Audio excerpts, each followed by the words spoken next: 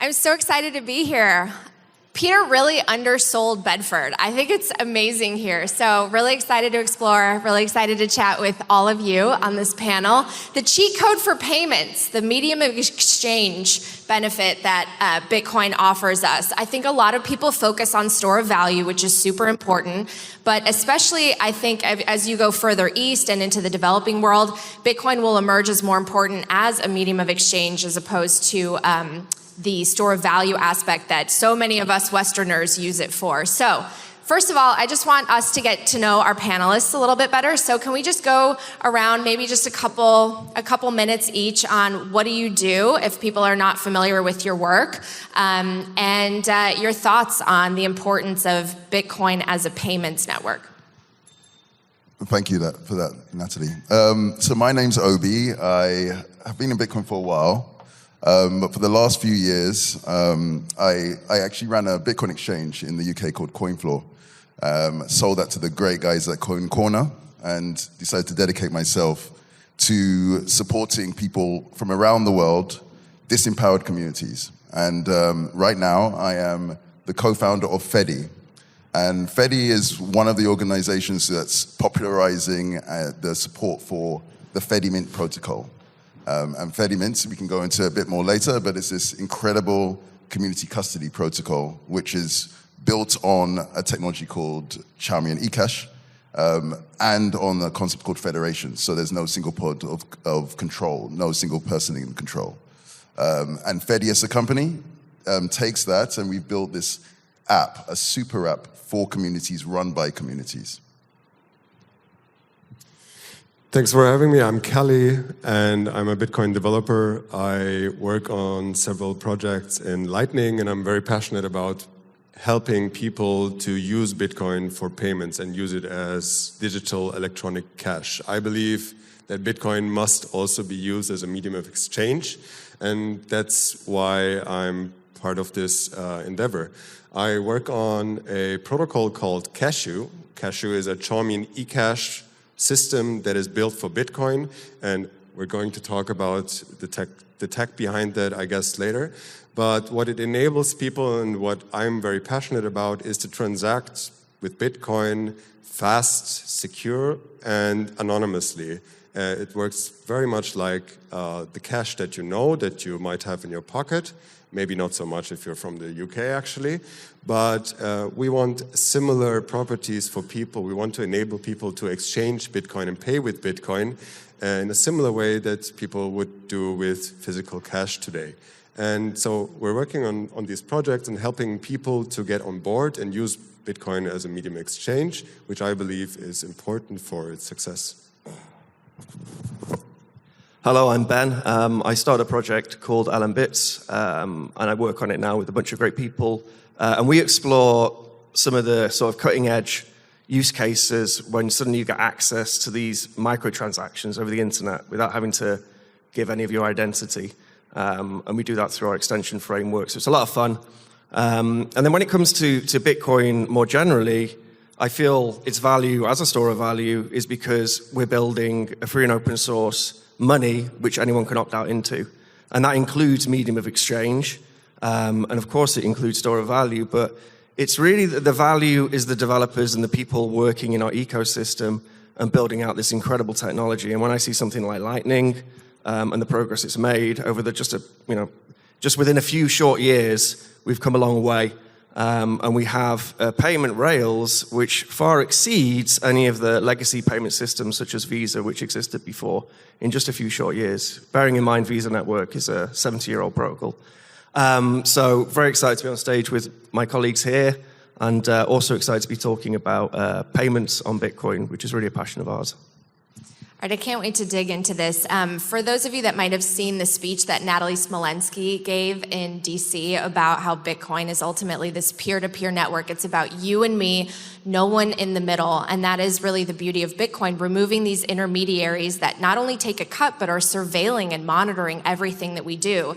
But Obi and I were talking backstage because it seems like I thought that governments, authorities, corporations, they don't really have an issue with Bitcoin being a store of value, right? Many of them can benefit from that. Really, they have a problem with it being this form of digital cash that they can't easily track. So I want to get your perspectives on that, because it seems like the pushback is the medium of exchange element that Bitcoin provides globally. And so what are the challenges, and why is it so important to fight for it to be a form of peer-to-peer cash? I mean, my God, like, would we expect anything else when we're creating this disruptive technology which is attacking all the traditional power bases which have been built up over 1,000 years, which are designed to enrich a few people, and now we're building this dissident technology which allows anyone to have access to digital payments without giving away your identity, and then we're surprised when we get some kickback from the legacy system. I think in Bitcoin, as Bitcoiners, we need to remind ourselves the battleground which we're on, and there's some powerful forces within our industry and within our ecosystem which will want to try and limit the growth of Bitcoin. Bitcoin's growth is inevitable. It will take over the world, but they can stunt the growth, and it's something which we should expect, and we should appreciate that our industry is infiltrated because this is a subversive technology designed to attack those traditional power structures, and that's why we're here. We've just got to carry on fighting the bastards.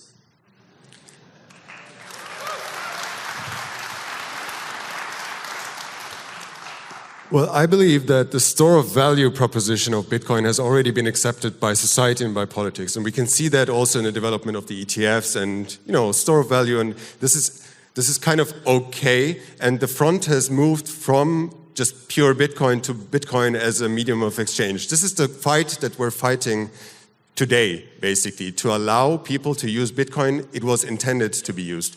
And the intention of Bitcoin was permissionless, private money. And there's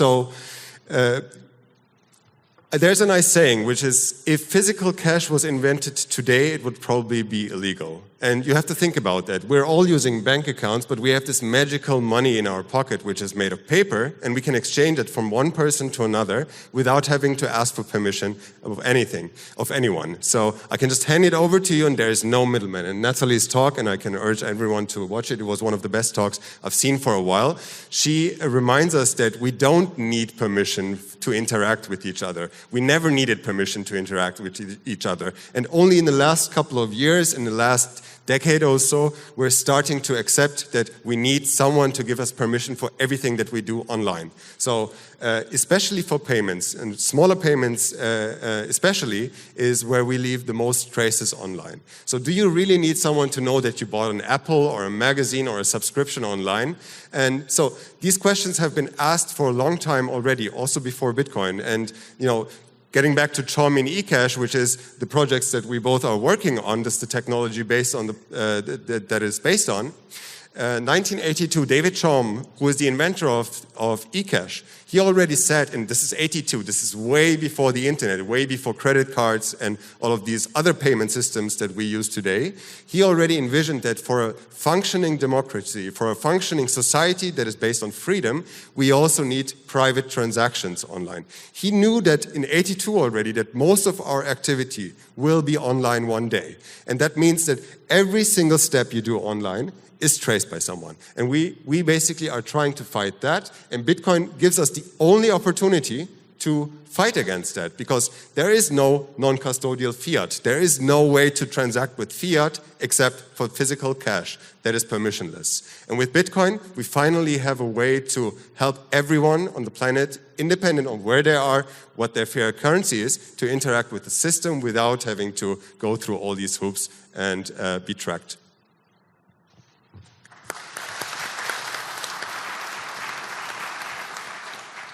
I echo everything that's been said so far, but I'll give you another perspective. Many of the communities we deal with are from around the world, from the global south or post-Soviet Europe. And in many parts of the world, the idea of having disposable cash to be able to save as a store of value is a dream. There are billions of people who don't have disposable cash. They live from hand to mouth. So their only use of money is as a medium of exchange. But the problem is they may not have banking, or they may be underbanked, Or they may have banking and not be able to trust the banks that they deal with, either because they're going to go bankrupt or because potentially they disagree with the regime that they are under the yoke of, and they can be debanked at a moment's notice. And even if you're in the West and you want to support these people, you can find, just through the use of misinformation about you, you can be debanked in the West if you decide to support people who disagree with regimes around the world. For these people, it's not a choice. They need mechanisms that are scalable, and in many cases, they need privacy to be able to transact. Now, we're not talking about a few 100,000 people here. We're talking about more than half the people on the planet. Half the people on the planet. We are the best, we are in the luckiest of the luckiest percentage being in this room. And it's hard to believe this. I am part of that as well. But we can go to any store and click tap to pay, and it just generally works. And that is the reality. So maybe you don't need it right now, you do, but you don't realize you need it right now. But there's a number of people who understand it's a clear and present risk. But let's go further than that, to the point that Natalie was mentioning. Do you think that when they start with medium of exchange, they're not going to go into store of value? They will. Medium of exchange is a much smaller market than store of value, which is why it's the most obvious as a risk. But if they were to win there, whoever the day is, I won't elaborate on that. They will then go on to store of value. At some point, if enough value is being stored in Bitcoin, it starts affecting the real estate market. It starts affecting the stock market at extremes. It has to be orders of magnitude larger than it would have to be to affect the medium of exchange market, but at some point it will. So it's one of these sayings. First they came for my neighbor and I said nothing. Then they came for my friend and I said nothing. And now they come for me and there's no one to help me. Think about that. We need to work together to make sure that medium exchange works for everybody, everywhere. That's a great point.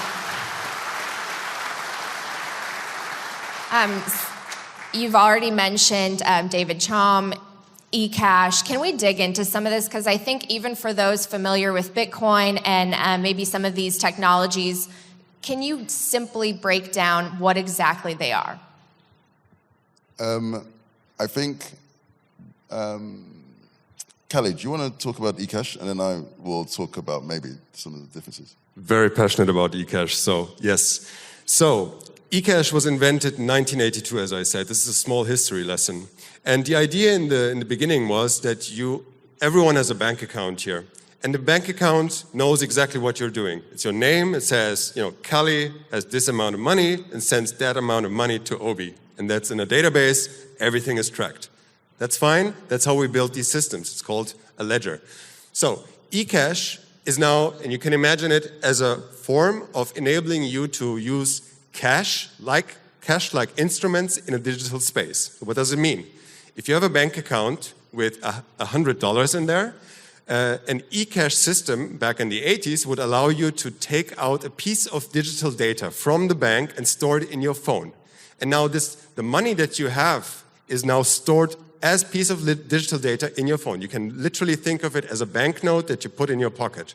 And when I want to send money now to Obi, with Ecash, I can take out this piece of data from my wallet and just hand it over to him as a QR code, as a Telegram message, as an email, or whatever it is. So I can use any rail to transport a digital piece of data that represents the money and send it over to Obi.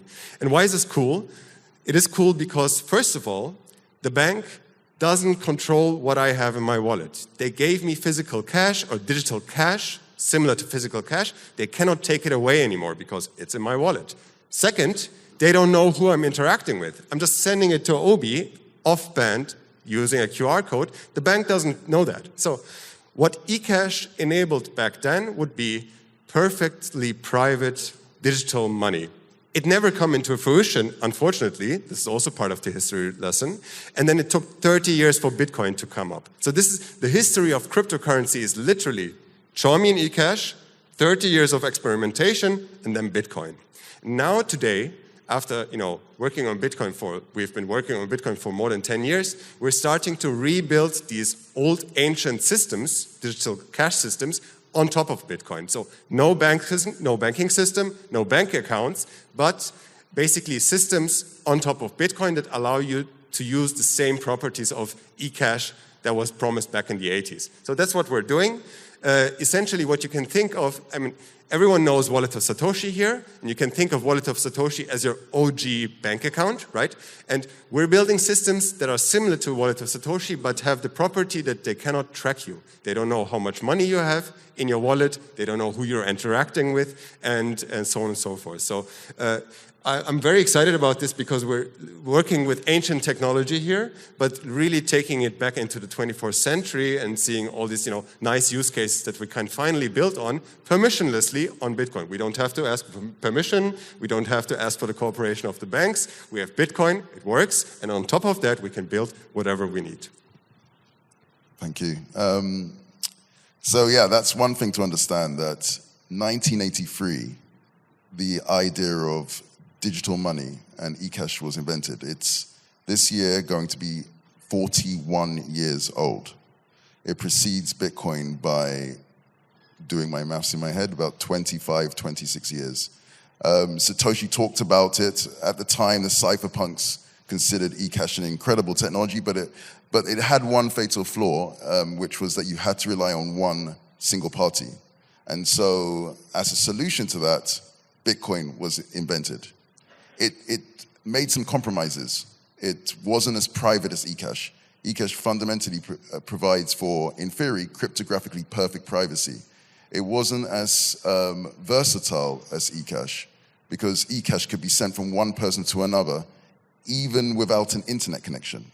When we do our sort of training sessions for communities, we, at some point in the event, we haven't done it here, by the way, we say that, oh, by the way, under 10 of these seats is a piece of paper with a QR code with Ecash on it.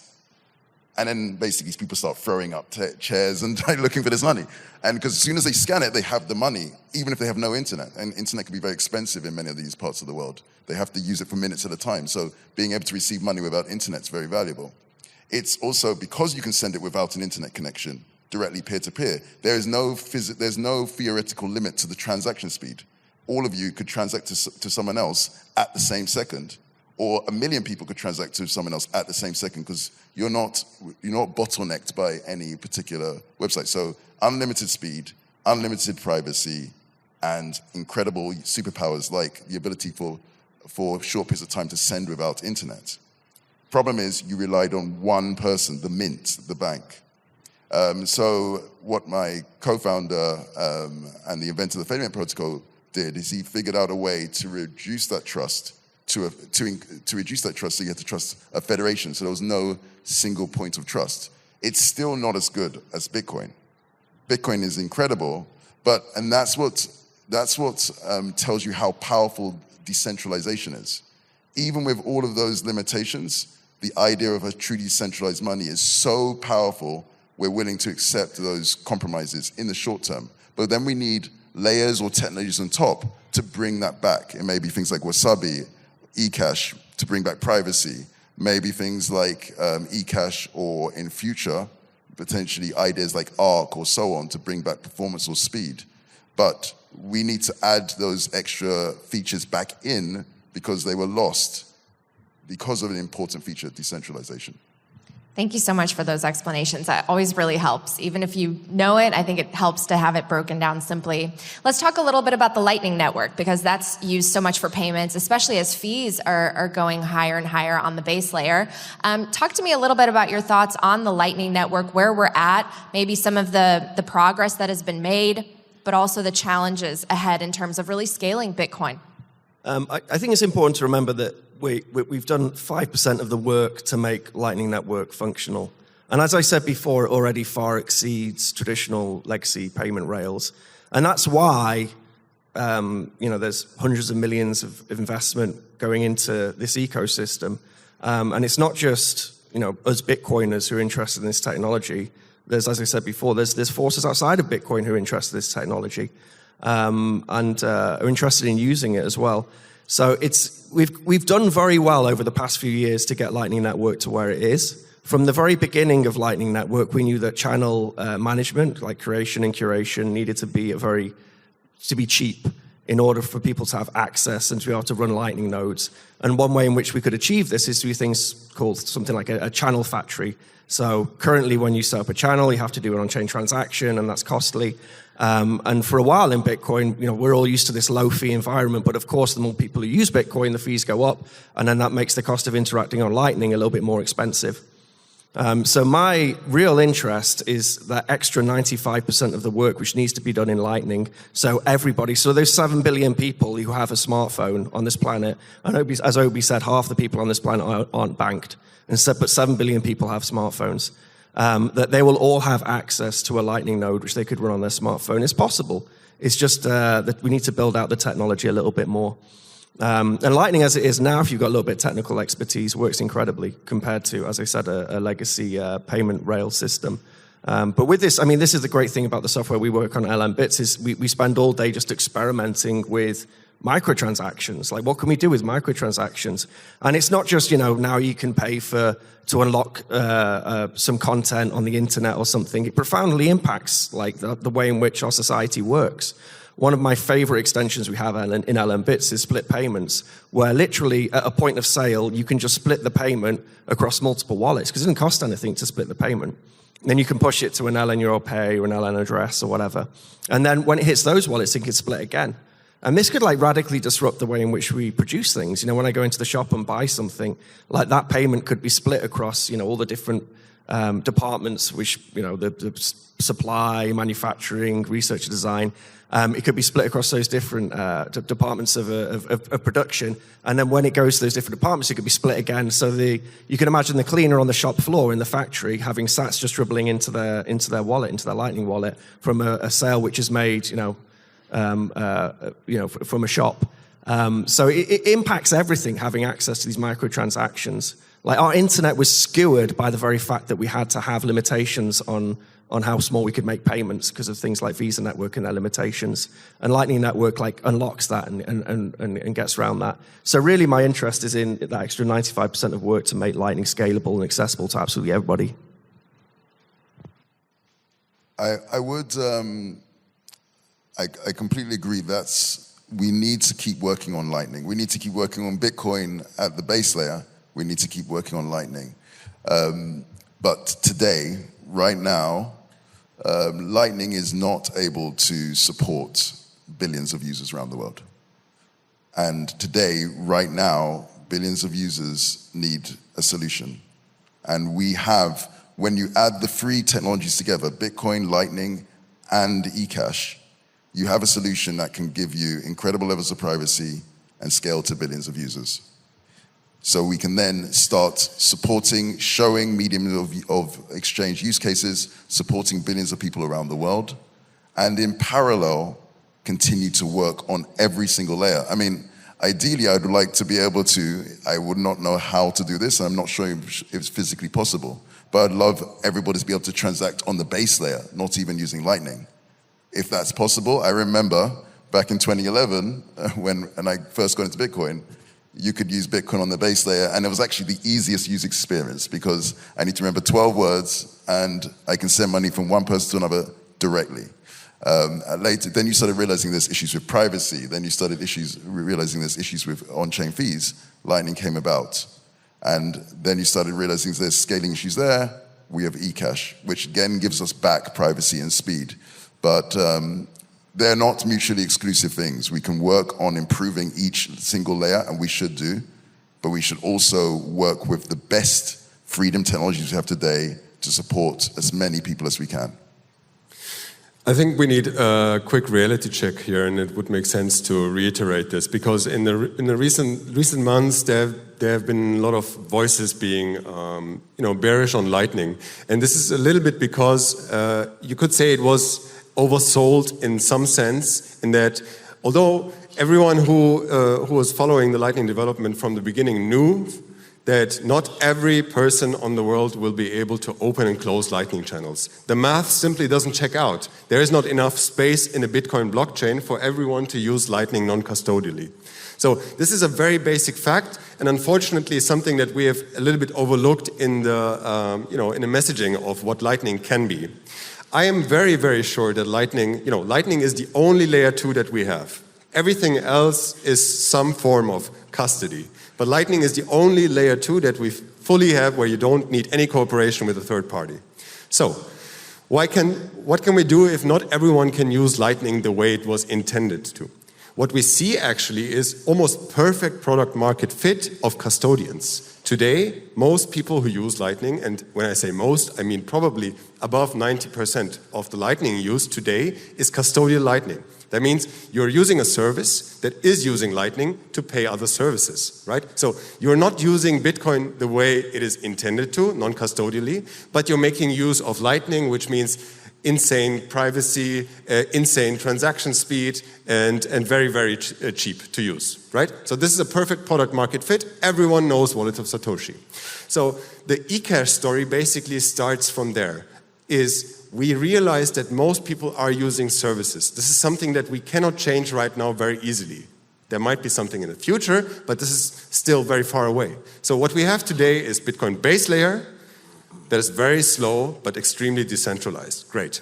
We have Lightning as something that makes the use of the base layer much faster, much cheaper. Great, but we also know not everyone will be able to use that. So on top of that, as Obi said, you can put Ecash that makes these services, the custodians that people use, almost perfectly private for their users with other nice properties that I just said, for example, that they cannot just censor you or take away your balance and so on and so forth. So I think what we will see in the future is a combination of all these technologies. Lightning will exist, I'm very sure of that, but maybe not in the form that it was intended to, meaning that maybe not everyone will have a Lightning node, but pretty sure that everyone will be using Lightning somehow to interact with these systems, from one ARC to an Ecash mint, from an Ecash mint to a layer 2 on Liquid, and so on and so forth. So, yeah.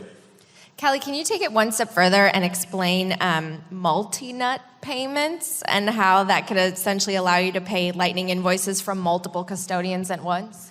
Yeah, so this is a great question. So what we are currently working on, and so imagine when you use an Ecash wallet, you can have multiple balances on multiple services, multiple custodians. So imagine you have 10 different custodians in a single app, and all of them have $5, right? So if you have $5 each on 10 different custodians, that's $50. What happens if you want to pay a $40 invoice in Bitcoin? You cannot do that because you would have to move money from one service provider to another first and then accumulate the balance and then pay.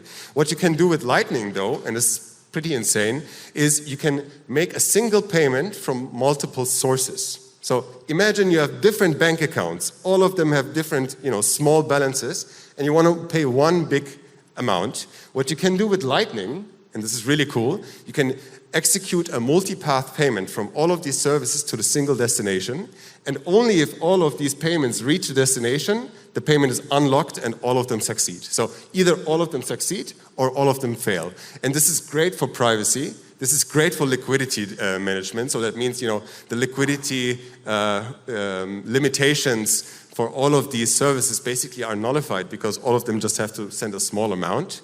But together they can be a large payment. So this is one of the examples of the things that we can do when we embrace Lightning and study it further and build on Lightning and build these systems on top of it. Yeah.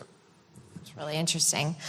Going back to what we talked about a little bit earlier about sort of the pushback from maybe nation states and regulatory entities against the payment layer and the privacy issues.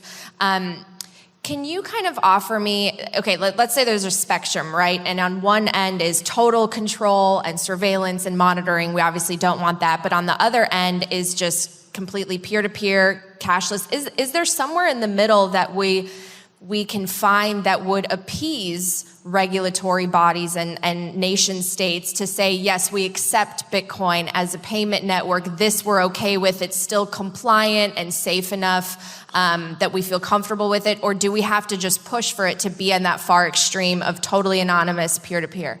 I think that's a very important question. So, I mean, I don't want it to be Ben versus Ecash here. I love Ecash, and I think it's an incredible technology. And of course, all our stuff's based on Ecash ultimately, and David Chaum's amazing work. and I very much admire the work of Calle and Obi and Fedi and Cashu. But I do have some concerns when it comes to running mints, on the incentives behind running mints, and the sorts of bodies which are going to run mints. And then also, so ultimately in Bitcoin, the reason we have this ridiculous blockchain thing is because we're removing the trusted third-party problem. The reason we have this Lightning complex bi-directional payment channel system network is to avoid the trusted third-party problem. And then, sure, absolutely, a new tool set which we can put on top of Lightning, which allows some community, some privacy, and then we can experiment with and build all these interesting things like the multi-path payment thing, which Calle was talking about before. Fantastic, I love it. But we are going back to having trusted third parties. Ultimately, I'm like a trusted third-party minimalist. I want to get rid of all the trusted third parties. And you can federate a trusted third party, it's true. But actually having a federation and keeping it honest is incredibly expensive. Just ask Blockstream and how much they spend on keeping Liquid's federation honest. So the concern, which I wanted to go back to, is really the regulatory concern over running a mint, because you're effectively, you're running something which people can mix funds through. If you don't have proof of reserves, you're a currency issuer, and you're also, I think it's quite a dangerous thing to run an Ecash mint publicly. Of course, if you do it in a cypherpunk way, absolutely, that's cool as hell. And hopefully there'll be some regulatory environments, and Obi's doing some great work on that front to try and convince the regulators to allow these technologies. But outside of that, absolutely, Ecash has some incredible use cases, and I hope the world will come to adopt it. But I do have some skepticism when it comes to the Ecash solution on top of Lightning. And ultimately, I want to get rid of all those trusted third parties. And I think, Bitcoin has been accepted. It's too big to fail. It's too big for them to regulate. They'll try and regulate it. They'll try and usurp our technology. They'll try and slow it down. The SEC will try and slow it down by not allowing us to have an ETF. Then we get an ETF. All this liquidity floods into Bitcoin, and all this attention floods into Bitcoin. So then they'll try and slow down Bitcoin being used for payments. But eventually we'll get there, and eventually we'll be able to use Bitcoin. All of us will be able to use Bitcoin in a way which doesn't require trusted third parties.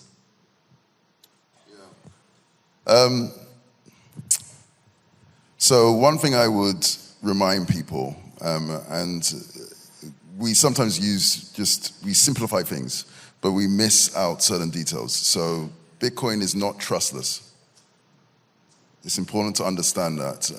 This was really clear back in 2013, 2014, but then as more people come in, you say the same thing again and again, you shorten it down to it's trustless. It's trust minimized. We've minimized the trust, but we haven't got rid of the trust. You still have to trust third parties for most people. Most people will be using hardware wallets and haven't checked the exact schematics of the chip themselves. So you're trusting the hardware producer. Or you're using a software wallet and you probably haven't checked yourself the code. And if you haven't, you're trusting someone else. It may be another engineer or software engineer to develop it, but how do you know they're not colluding with the software producer? You are still trusting in all these systems. The operating system that the software is running on, you're having to trust that because they could have colluded with some nefarious actor, bad actor. So remember that you have not, in this world, there is no such thing as trustless. There's trust minimized, which is something that we should always aim for and we should keep striving for. But you should always understand that there's going to be some level of trust. So then, if you know there's going to be some level of trust, those parties are people you want to make sure are trustworthy. And how do you do that? You use your own superpower, our ability to sort of use our network of connections, friends, our community to determine whether we can trust this person or not based on their actions. Have they prioritized? So, applause, please. This is an important point. Thank you. Thank you. No, but it's an important point because there is something called community. And this is what allows humans to be different from every other species, barring termites and bees. These are the only other species on the planet that are able to form complex society. Everything else is sort of the sort of alpha male, the alpha female, and then the also-rans and everyone else. That's pretty much, or no community at all. They're all loners for every other species. Only 3 species on the planet. Ants and, well, specifically termites and bees. Termites literally, if you go to safari in Africa, you'll see these huge termite mounds. They're able to withstand wind and rain. An elephant can stand on these things, and they can regulate the temperature of their food source, which is fungi, underneath, perfectly through all weather conditions. We still don't understand how they work. Termites don't have a brain, they have a couple of nerve cells. For the ability to manipulate the world, they don't have fingers and hands, they use their mouth. But they can make this structure that we don't understand because they form complex society. Community is a superpower. And humans have brains and opposable thumbs and that superpower. And that's what we use to make sure that we can trust people around us. And that is the key differentiator. We need to use that in combination. And that's what we do with Fedi. With Fedi, we take Ecash, an incredible protocol, and add community to level up humanity. I always learn fascinating trivia at Bitcoin conferences. Did you want to weigh in too, Calle, on that? Well, I think, as you said, there are extremes, and I see the extremes on one side. I see the worst case is PayPal and MasterCard and Visa. This is what we're using every day, everywhere. On the other end, we have Bitcoin, which is decentralized, uncontrollable money. And I believe there is a very large gray area in between that we're already exploring as a society, as a civilization. Think of community banks. Think of services, financial services that we can offer to each other. So in my view, our goal, our task in Bitcoin as developers, as people making projects, is to explore which role Bitcoin can be in this gray area. So whether we can offer services, whether we can run a mint for a community, whether we can set up something for a conference, whether it's a village or a city, maybe it's a community bank run on Bitcoin. These are the things that we need to explore, and I think and I believe that with this innovation we can also feed back to the regulatory system. Because right now we're only reacting, but by offering new solutions, by changing how people think about these services, by changing this assumption that we always need permission for everything that we do, slowly we can also change the minds of the people. For this, Bitcoin needs to be successful. We all need to be a part of this and help it grow and spread the word, basically. But also there is this insight that we can build systems for ourselves, and it doesn't need to be illegal. It doesn't need to be subversive. It can be very natural. It can be a normal state of being, basically. And this is what we're fighting for. So you don't have to be an extremist to realize these things. I think these are very natural rights, very natural insights that everyone can agree with. Yeah. This has been very inspiring. We're out of time, unfortunately, but thank you so much, Ben, Calle, Obi. Give it up for them.